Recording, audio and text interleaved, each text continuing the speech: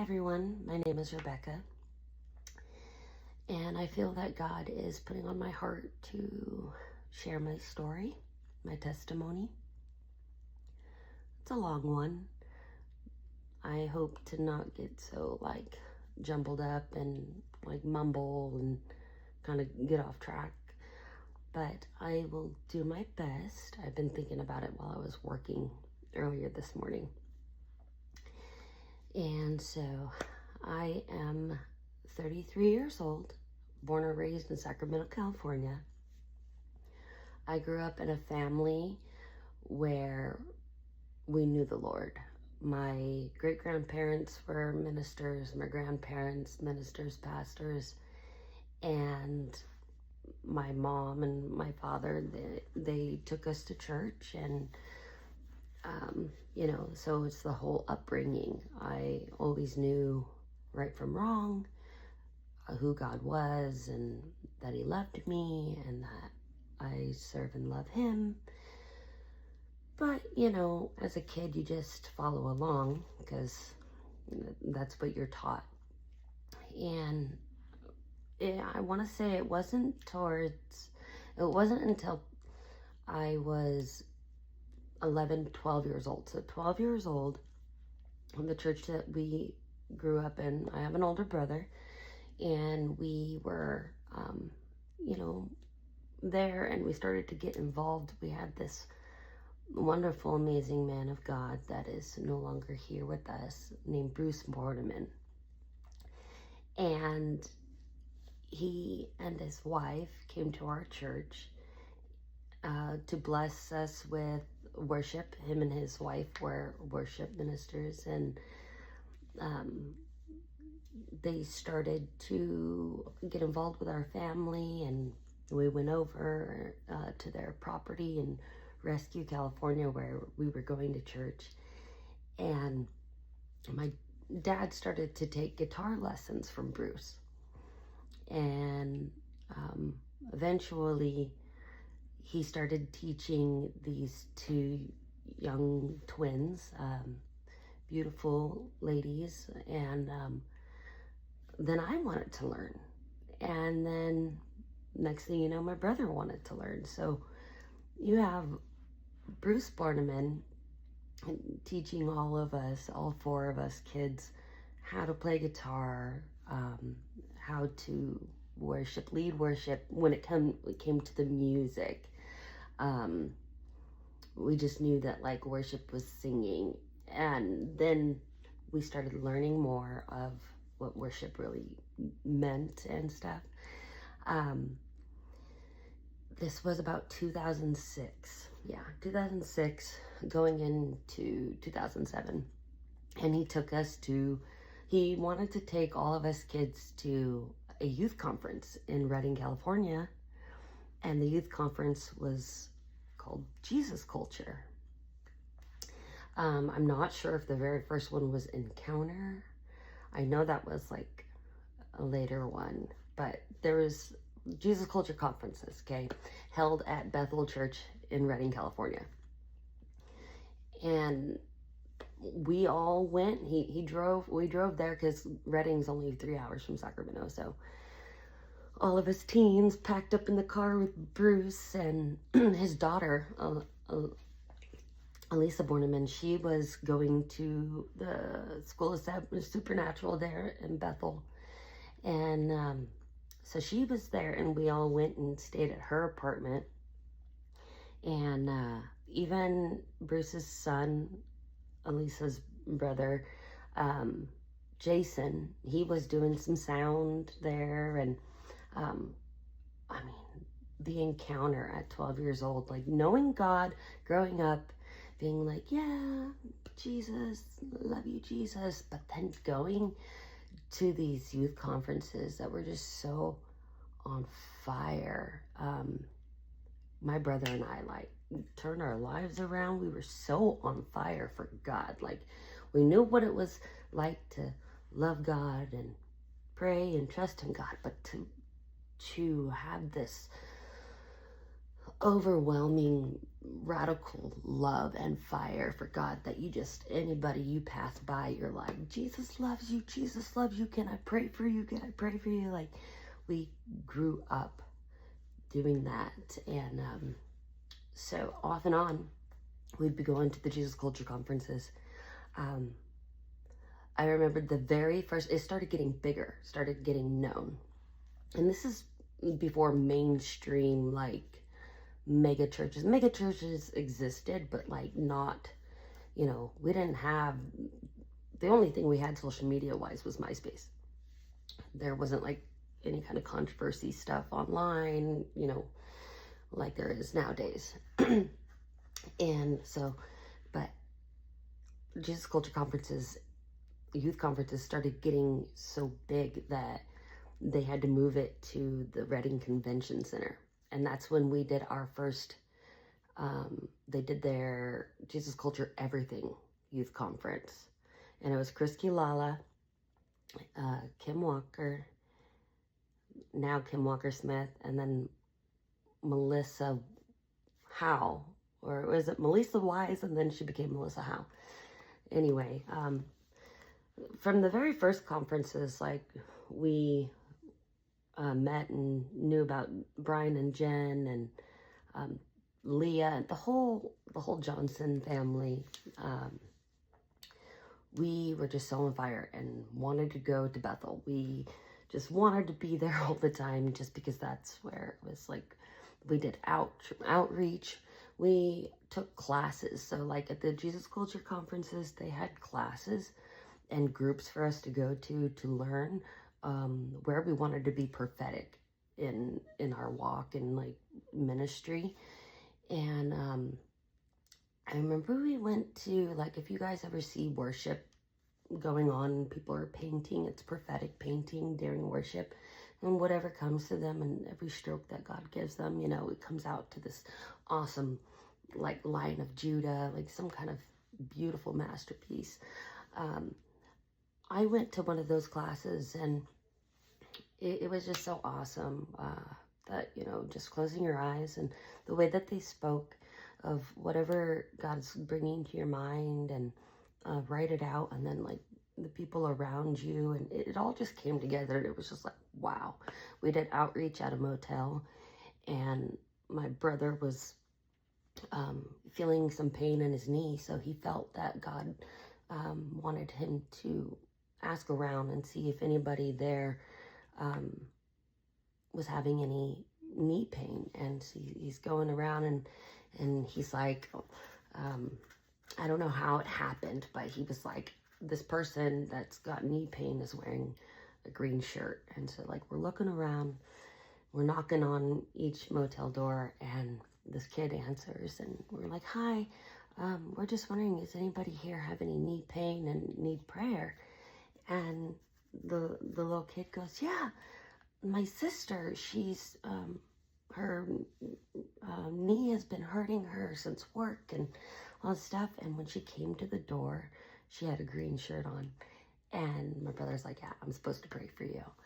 And so that's just a little bit on, you know, how, like, God is real. And I believe in the supernatural, and, you know, good, bad, it's all real. And spiritual warfare and prophetic stuff. So I've known all that growing up, after, you know, becoming a teenager, playing guitar. And then we all of us teenagers ended up being on a worship team with Bruce at our church. And then we were also going to other churches and doing worship. We all were still going to Jesus Culture conferences off and on. And then, I can't remember, I think,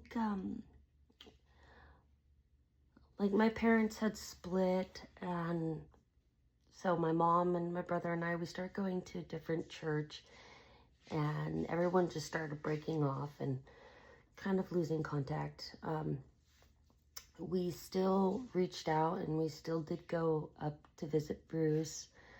You know, throughout the whole time and throughout the years, we've known all of the worship music, and we just see all of everybody from Jesus Culture and from Bethel just making it mainstream, making it like on the radio.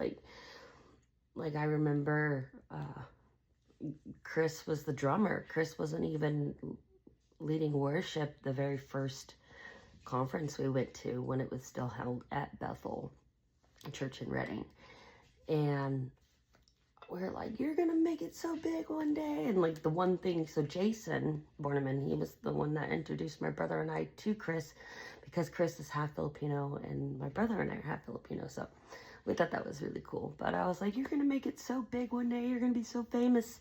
Like, sign my drum. Like, I asked for his drumstick, and I was like, sign my drumstick. And so, like, look, now he's, you know, he's made it. Even my brother played drums for him.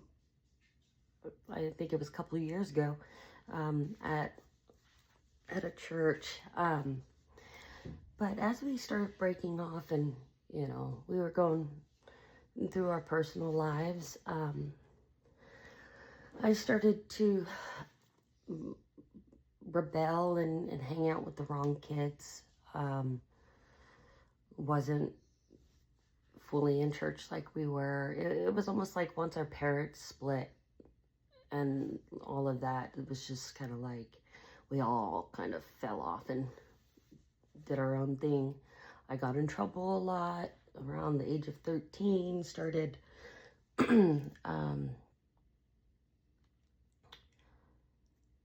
to get into the world and learning about sex and, you know, just all this no good stuff. And my mom at the time was dealing with a lot of heartache and depression from my dad, but it was my brother and I that kept going. Like, my mom was going through it because of the divorce, and my dad was off doing his thing.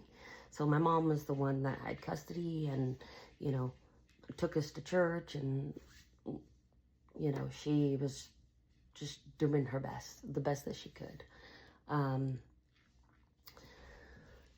So throughout the years, we were still going to church, but I was still like rebellious and like sneaking out with friends and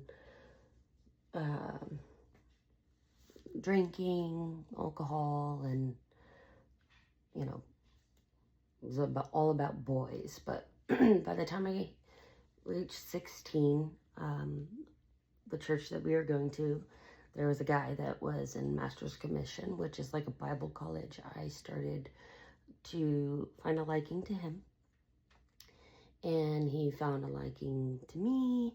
He was 22 years old. I was 16.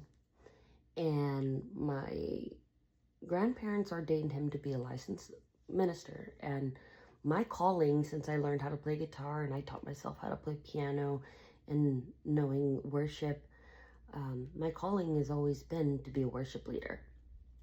And I strayed away from that.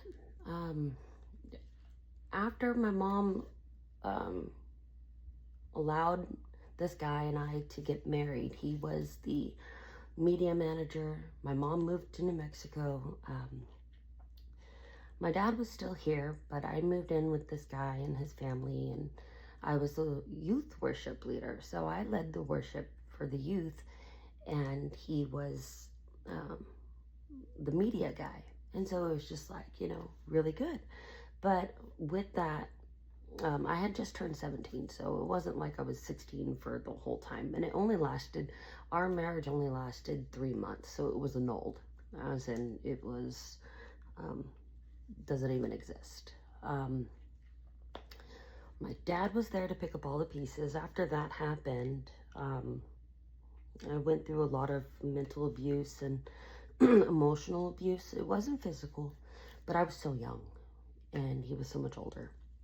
And I just thought, you know, hey, this is God's will. When we got together, and my grandparents, you know, alone, ordaining him to be a minister. And I'm like, I'm a minister's wife, you know. I was ready to be a wife. I knew what I wanted, but I didn't know what I was getting into. And so After that happened, my dad was there to pick up all the pieces. I moved in with my dad and his wife, and I said to myself, I am never, if I'm going to be with somebody, I am never going to be with a man of God, somebody that's in church, because he had ruined that for me. So I was like, no. He was a minister in the church and did all that to me. Like, I'm not going to get into details, but it was just like, wow. Well, I'm not looking for a husband or another man that's a man of God in the church. And so that's when time had gone by. I was drinking and smoking cigarettes and just hanging out with, going to parties and sneaking around. And by the time I was 18, I had gotten a relationship. You know, it was not necessarily sleeping around at the time, but I was getting into a relationship, would end, then get in another relationship. Was never married to any of these people, and they weren't, you know, men of God. And it was just a whirlwind, and I was just living a worldly life. I was not attending church, and I did end up, after my second relationship, because the first relationship after the marriage, that ended. My second one, my second relationship, that was 9 months, and I was really heartbroken over that. And then I met this guy, and I moved right in, right away. And I shared with him a lot of God and my upbringing and my love for worship, and we got married. Well, we got engaged, and then for a whole year, and then we got married, and around this time, that was 2014, and then here comes 2015. At this time, I think we are going to church with my dad and his wife, and then I had a younger half-sister. We were all going to the church that my brother and I grew up in. My brother, he was off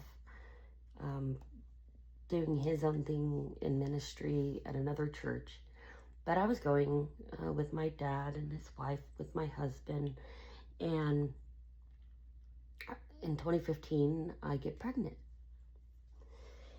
And I'm like, wow, you know, the pregnancy, I was super excited. That's all I ever wanted to be, was a mom. And by the time I reached 20 weeks, I was told that my baby was not 20 weeks, but that I was 16 weeks. And I was like, no.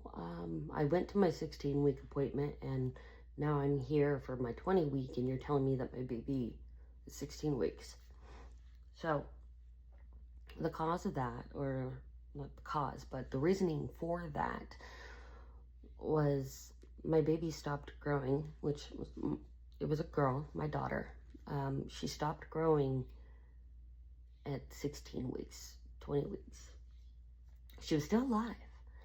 And I would go to doctor's appointments every week, every other week, and I'd be praying. Like, I would get so depressed and so down, and then I'd go home, and then I'd be like, no, God, like, this child's gonna live. I named her Faith Ava Rain. Faith means believing. Ava is life, and then Rain, as in she's royal. She's going to live in Jesus' name. And I was, you know, with that prophetic, that supernatural fire that I had when I was a teenager. I was like, yes, this is gonna happen. This is gonna happen. And I believe you, God. Yes, I believe you, God.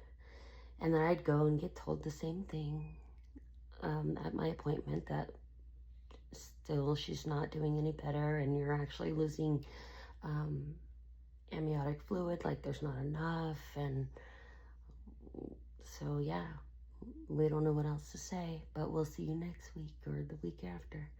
And I'd go feel so depressed, and then I'd pray again and get so fired up in my faith, 100% not rocked, not moved. And I'd go just to be told the same thing. And this happened all the way up until I was 28 weeks. And at the 20-week appointment, they said, there's no heartbeat. And that's when my whole world crumbled. I was like, what? And they told me that I had to be induced to give stillbirth. So my husband and I went home and we're crying. We didn't know what was going on, why, and I was scared. I was absolutely scared and broken. My mom and my grandmother drove all the way 16 hours from New Mexico straight just to be there the next day for when they induced me. And when my daughter was born, she was this tiny. Like, these are her actual footprints. And during that time, we're all crying, we're all together. And my father, his wife, and my half younger sister, they came. And when my dad came up, also the pastor of our church and the wife came to pray with us.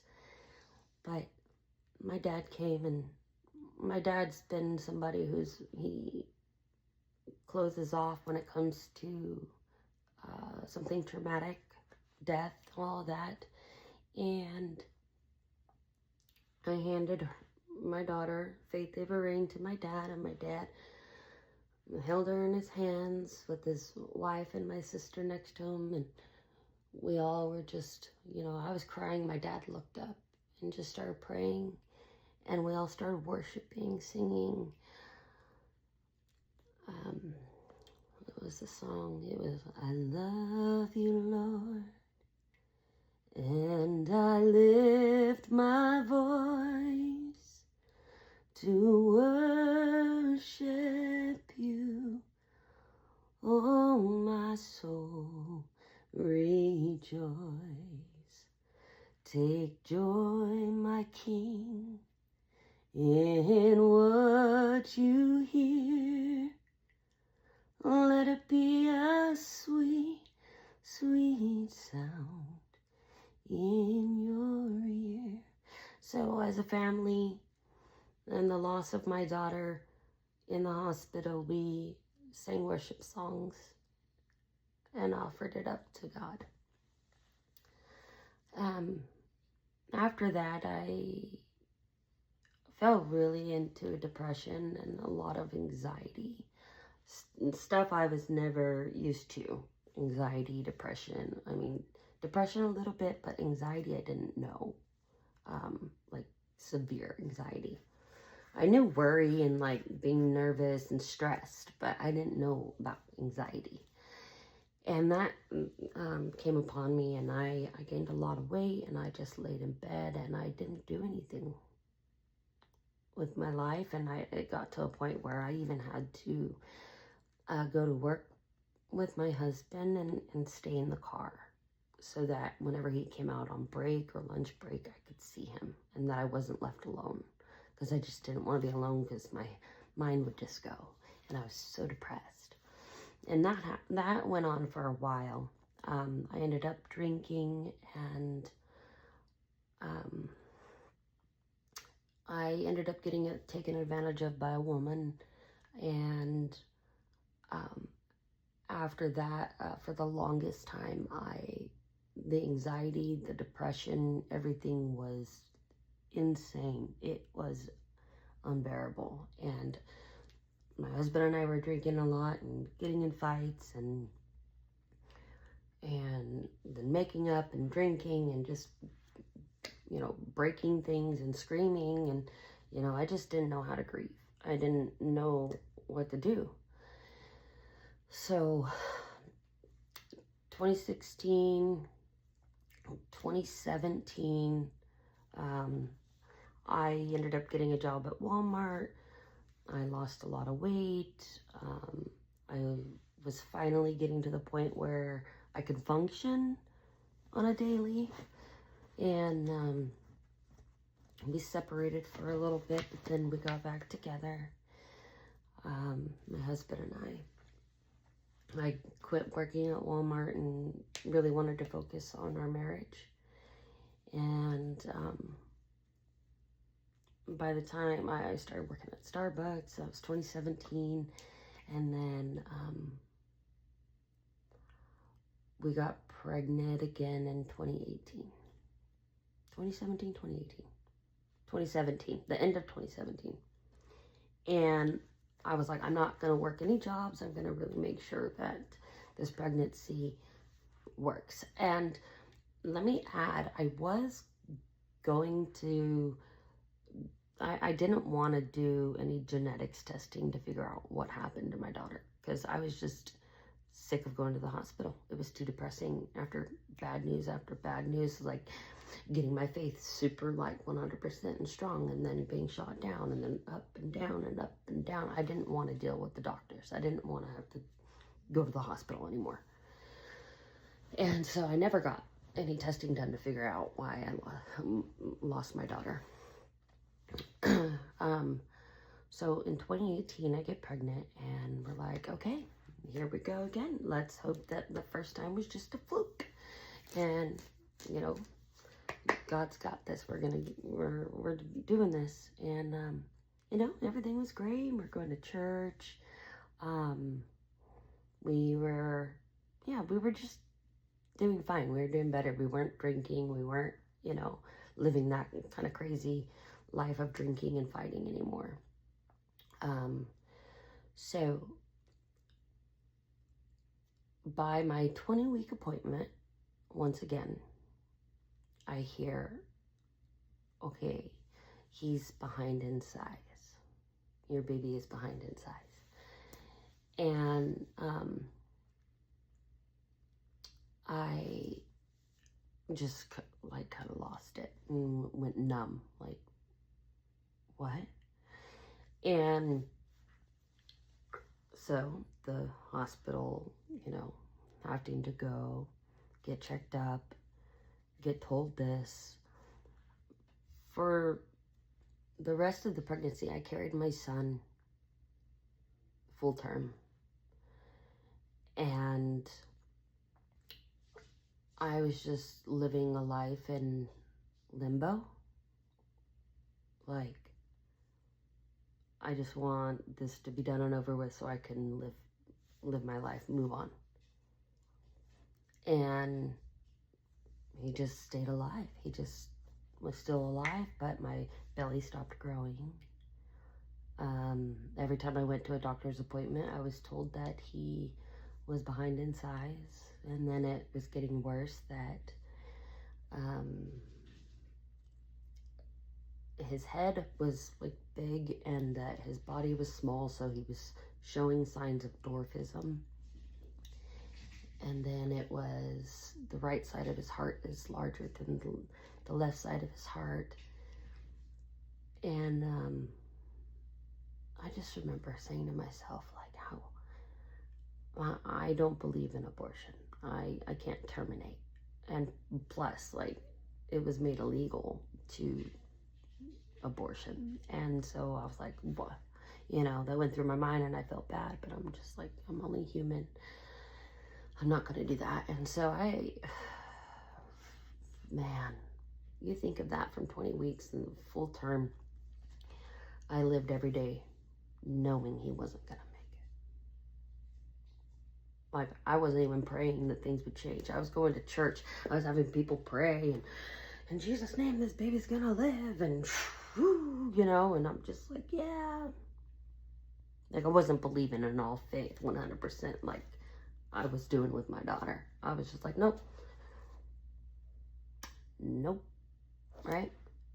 And I wasn't even turning to God, because I was just like, oh, I did that with my daughter, and so whatever. But okay, Lord, if it happens, it happens. I didn't want to, like, psychologically with my human body, human brain, you know, we get chemical imbalances. I do believe in science, and I do believe in faith, and I believe that, you know, science can only go so far, then comes God, and all of that. But at this point, I was just only human, just very weak in my faith, and I was just like, okay, if it's your will, he's gonna live.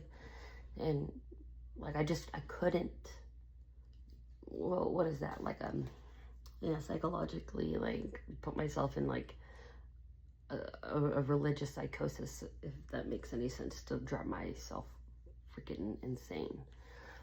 And so it got to a point where I went to a doctor's appointment, and they said, okay, he's still alive.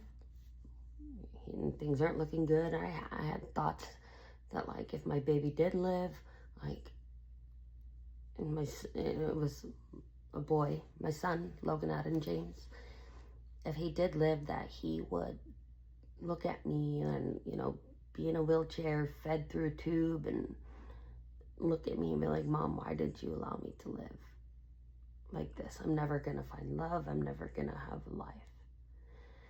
And man, that ate at me. But I was like, I can't terminate. And so the doctor's appointment came, where they said, okay, we're gonna induce you. You've been pregnant, you know, you're past full term. You've been pregnant, and now it's time that we induce you. This time, my mother and I weren't really, we weren't on speaking terms. So she was out in New Mexico, and my dad was there with his wife, and this time two half sisters. And they induced me, and my son Logan, a few hours later, I can't remember how long, but a few hours later, I'm pushing, and he's bigger in size than his sister was. And so I ended up fading, and then, like, passing out from pushing so hard, because being induced is very harsh. It's a chemical induce, you know. It's not like my body naturally having contractions and giving birth. It was chemically. And so when I came back to, I had to push, and when I pushed, they asked me if I wanted, so mind you, my son is still alive, so they asked me if I wanted the NICU team to stand by. And I said, you know, if he's alive, when he comes out and they can work on him and keep him alive, then let's do that. I wasn't going to say no, you know, and then see my son alive and then pass away. So I said, yes, let's have the NICU team. I'm pushing NICU team, standing there. Everyone's praying, I'm crying, and I pass out again. But when I come back to, they tell me that he had died during birth. And so I got to see my son. He was this bigger than his sister. His sister is about this size, and he's about a handful. So that was really hard. Afterwards, though, I started to turn my life around. My husband and I, we were turning our lives around, being like, okay, you know what? This time, instead of going crazy and being drunks and drinking and fighting because we're mad, we're angry, let's just push deeper into God. Let's get closer to God. Let's start like this motivational, like let's be motivational speakers. We came up with this thing, Hope, Faith, Strength, and made shirts, and we were wanting to share with other people just hope and faith and strength. And my OBGYN at the time said, you know, she's like, have you ever thought about becoming a counselor? Because I handled it very well. I never went to counseling with other grieving mothers who have lost kids, and you know, I just pressed harder into God and my faith, and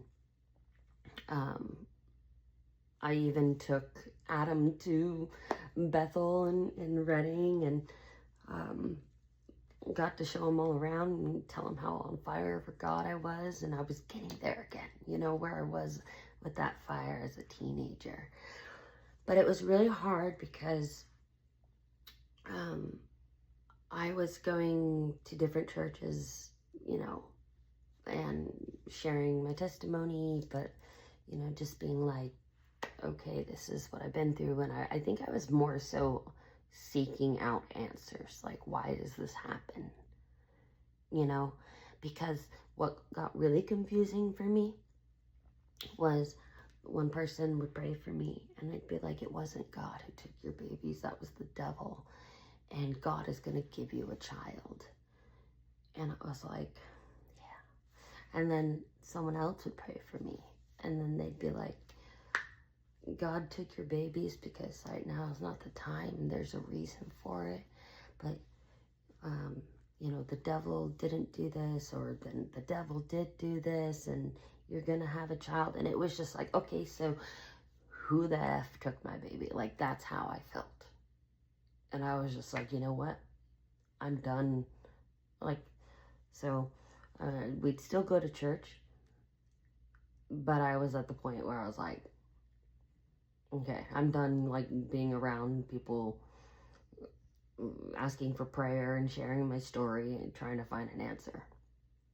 I said, I can't do this. Like, my relationship with God just was, wow, you know.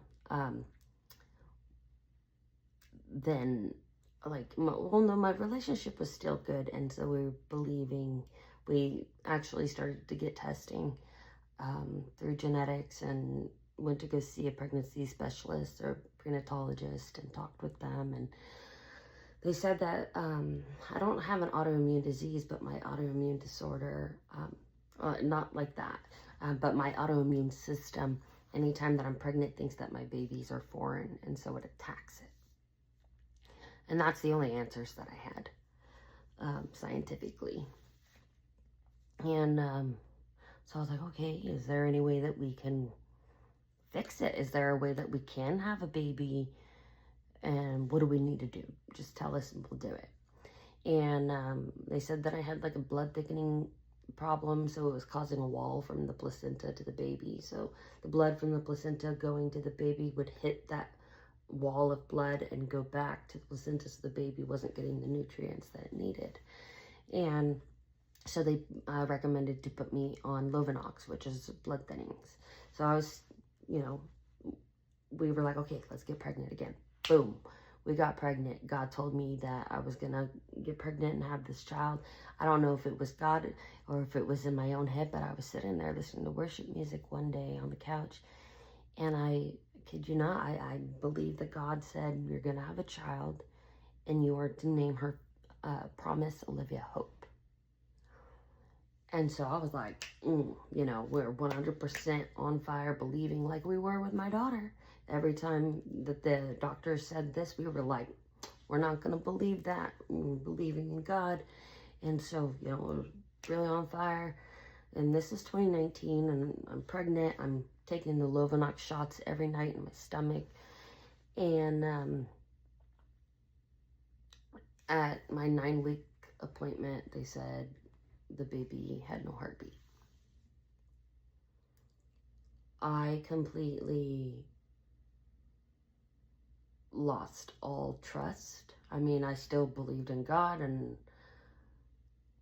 because I was taught you gotta love him and believe in him. But I was just like, I started living a worldly life, going out to the bars, drinking with my husband. We were going out drinking. We were just living worldly lives. Still going to church on Sunday, but living our worldly lives. And we were only really going to church to see my sisters and please my dad. I never liked it when anybody tried to talk to me about, oh, well, you should have done this, or God's going to give you one. I ended up writing a song called They Don't Have a Clue. And the first verse is, people say the right things, some people say the wrong things, and some don't say anything at all. And that's what I was going through at the time, that people were saying the right things, which is great, and then some were saying the wrong things, and man, that would get under my skin. And then some just didn't say anything at all, and I was lonely. But so we were just living our worldly lives, and we weren't on fire for God and listening to our worship music and doing any of that. I started to really deal with severe anxiety and depression. And it got to a point where I was going to bed early. I just couldn't wait to lay down because of the anxiety and go to sleep. And then I would wake up early, and I didn't want to be awake. And I felt really sick and anxious, and I wanted to sleep because I did not want to feel that way. And I remember one of the nights I went to bed and I woke up. I looked over, saw the clock was 8 a.m. And I heard a voice go through my head, God's not real. And I said, F that. I was like, no. And I've always been scared to get on any kind of medication because my dad always told me that it's not of God. My mom, she says, it's okay. Because my mom had to take medications, to help her. My dad, it's always been rebuke it. Pray and rebuke it. You don't need to get on antidepressants. You don't need all of this. You don't need that. Doctors don't know what they're doing. And so I was just very stuck and scared. Okay, I'm a Christian and I love God. So is it of God? I'm scared because someone told me growing up when they took antidepressants that if they forgot to take it, that they'd want to kill themselves. So I was just really scared about taking medication. But then I was also scared with what I was feeling and that voice I heard of God's not real, and I knew that was straight lie from the pit of hell. And I said, I'm gonna get on medication. And one thing that helped me, and it's so wild now that I think about it. So I messaged Brian Johnson. He had just coming out with his book, When God Becomes Real, or When God Becomes Real. And I messaged him, and I was like, I have a question. When is it okay for a Christian, somebody that believes in the Lord, to be on medication for anxiety and depression? And he responded right away. And he was like, I think it's okay. He's like, I take Lexapro myself. And that's exactly what the doctor was prescribing me. And I was like, no way. Brian Johnson, the worship pastor at Bethel, who I've known growing up, and he's on depression and anxiety medication. Okay. Wow. And so he made it so cool. He was like, yeah, and I'm eventually going to get off of it, but don't be scared, and it's okay. And so I got on the medication, and within one day, it was like PTSD was gone. I could wake up, I could breathe, my mind wasn't racing. Just a whole lot of crazy stuff. And I was like, okay, so I finally got over the fear of taking medication, and I was doing good. And then 2020 came, the pandemic. 2021, I ended up separating from my husband. I started getting even deeper and crazier in the world of drinking. This is when the sleeping around started. I was hanging out with the wrong crowd, people who were, I had never done any drugs. But I hung out with people who did heroin and people who smoked meth. I hung around that. I hung around, but I never did it. I only drank. And I got a DUI, lost my car, ended up getting in a relationship and then it ending. Man, it was just kind of all over the place. So after all that started happening, I started getting into house cleaning, which I've always been doing. No car. Started dating this guy, sleeping at this friend's house off and on, staying with my husband even though we were separated. And I ended up getting enough money to where my mom helped me get into an apartment of my very own, but I did it all to be with a guy. And it didn't work out, and I just fell into a depression, and I ended up losing that place. But it was okay because I had met another guy and got in a relationship with him. And we ended up getting pregnant 3 times. We moved to New Mexico to live with my mom. We moved out of there and took all the dogs. And we ended up not working out. So, just more losses. By that time, I had lost 6 kids, and that was 2 to stillbirth and 4 to miscarriage. And so yeah, that was really hard, and I kept trying to come back to Sacramento and make it work, and still living a worldly life, sleeping around and drinking and going to a bar every night. I didn't like it, so I kept trying to come back out to Sacramento. And I was staying with somebody that I had met at a bar. I was, staying there, got 2 jobs working at Denny's and Ross. I come to this guy's house to pick up some of my stuff because I was going to go to another friend's house. And that night he physically assaulted me, choked me out twice, gave me a black eye. Man, I had bruises everywhere. And I ended up going to jail along with him because after he had disappeared for a whole hour, there was a warrant out for his arrest. He came back and he said that I was the aggressor. And so here they're very strict, and they're just like, well, he said, she said, we're taking you both to jail. And that was the first time I ever went to jail, and it was really scary. And so my dad, luckily, was visiting from the Philippines because my dad had retired and moved back to the Philippines. But he was here visiting, and I was so ashamed. I didn't want him to know. But he was there to pick me up. I was there for 2 days in jail. And he rented a van, picked my dogs up, got me, and drove me out to my mom's in New Mexico. So I was back there. And then I met a guy. I wasn't even really looking, but I met this guy.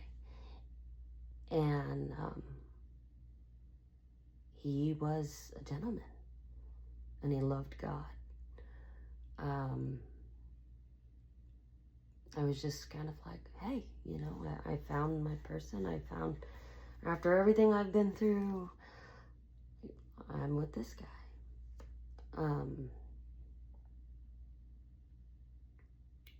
I fell in love. It was brief, but he ended up taking his own life. He had planned to do it for a whole year before he even met me. And that, the pain of losing him was nothing. Like, I mean, the pain of losing my kids was nothing compared to the pain of losing him.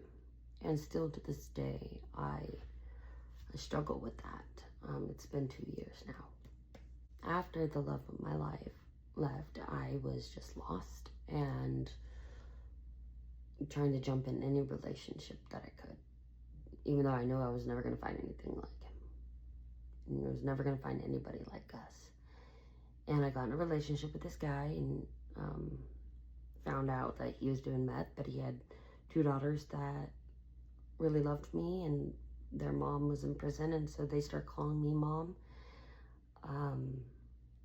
I felt like I needed to stay there for those girls, and I ended up getting pregnant by him, and that was my last pregnancy.